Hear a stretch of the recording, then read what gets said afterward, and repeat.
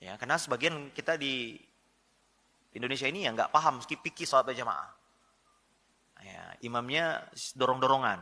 Imam harus ditetapkan, nggak boleh dorong-dorongan. Imam ditetapkan oleh pengurus masjid.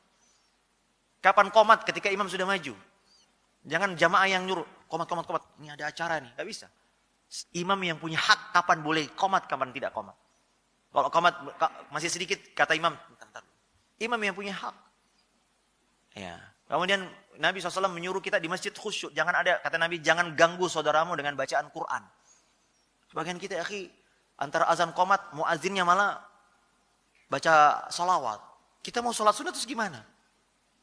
Jadi saya memahami ada sebagian orang nggak nyaman itu. Karena pelaksanaan sholat berjamaah belum sesuai dengan syariat Islam. Belum lagi kadang-kadang 1 jam sebelum azan, mikrofon udah ngaji, Pak. Ya, jam 4 subuh udah ngaji tuh. Gimana orang mau sholat tahajud di rumah? Ya, kemudian habis subuh ngaji lagi, Pak, mikrofon. Yang boleh keluar dari masjid apa saja sih, Pak? Kata ulama hanya azan dan qomat. Qomat pun diperselisihkan. Azan saja yang boleh keluar. Qomat, sebagai ulama berbeda pendapat. Ini qomat untuk siapa? Untuk yang di luar masjid atau yang di dalam masjid? Dalam masjid. Karena mereka yang berkepentingan, ini udah mau qomat. Ada pun yang di luar masjid udah percuma. Ya kan? Tapi di Indonesia 1 jam sebelumnya. Sesudah sholat, mikrofon juga. Banyak orang merasa terganggu. Maka saya paham banyak orang lebih nyaman sholat di rumah. Kenapa? Karena pelaksanaan sholat berjamaah belum sesuai dengan, saya pernah ketemu Pak, supir online. Orang non-muslim. Dia bilang, Pak Ustadz, mungkin karena saya dijemput di masjid, menurut kami Islam ini agama berisik, Pak. Itu siang malam, itu ya mulai dari pengajian ibu-ibu, sampai kapan kita istirahat? Katanya. Apa harus selalu teriak-teriak katanya? Islam yang seperti ini mereka pahami, Pak. Padahal Nabi SAW di masjid gak boleh suaramu, jangan, kenapa? Ada saudaramu yang sedang berdoa dan sholat. Tapi kita, ya, Masya Allah, masjid ini, ya, gak bisa kita khusyuk. Bertetangga dengan masjid, banyak orang menghindari. Kenapa? Berisik, Ustaz. Saya ketemu ada seorang pilot. Ustaz, saya pindah nih. Saya punya bayi, tapi jam 4 udah corong masjid itu keras banget. Habis maghrib sampai isya corong. 20 menit, 30 menit sebelum azan udah ngaji, keras banget. Kita kalau ada tamu gak bisa ngapa-ngapain. Istrinya komplain ke pengurus masjid, Pak, tolong dikecilin, Pak. Bapak, ibu ini Islam atau setan katanya. Suara ngaji kok gini. Ya gimana orang mendengar Quran kan ada saatnya. Tidak setiap orang harus diperdengarkan Quran. Maka berusahalah kita melaksanakan sholat berjamaah dengan baik, Pak. Saya di masjid dekat rumah saya pernah dijemput oleh salah satu supir yang ya belum ngaji gitu. Tapi dia bilang, Ustaz, saya setiap sholat di masjid Ustaz dekat rumah itu kayaknya lebih tenang. Lebih khusyuk. Kenapa? Orang habis sholat, habis azan, tenang. Semuanya sibuk berdoa masing-masing. Gak ada yang ngobrol. Terus sholatnya rapat, nyaman. Bacaan imamnya, Masya Allah, kayak Ustaz kita tadi, enak, nikmat. Gak terlalu lama, juga gak terlalu cepat. Nah yang begini, itu fitrahnya orang awam nih. Orang awam dia, Pak, supir. Nah ini ada orang sholatnya cepat, Pak. Kadang-kadang kita, Pak, sholat berjamaah cepat, tapi zikirnya lama. Doanya panjang. Ini salah kaprah. Harusnya ketika sholatlah kita sungguh-sungguh berdoa. Adapun selesai sholat, ya silakan ya. Ada yang mau mungkin punya hajat, mau pulang. Tapi kadang-kadang kita nggak enak pulang, karena imamnya zikir. Dianggap kalau pulang, dianggap, wah ini orang munafik nih. Orang belum selesai. Padahal kita mengikuti imam hanya selesai setelah salam saja. Pas setelah itu silakan. Walaupun yang abdal kita bertiga, tapi kalau ada hajat, ada tamu, ada apa, silakan tinggalkan. Makanya Pak, orang Indonesia ini paling susah kalau suruh berdoa sendiri.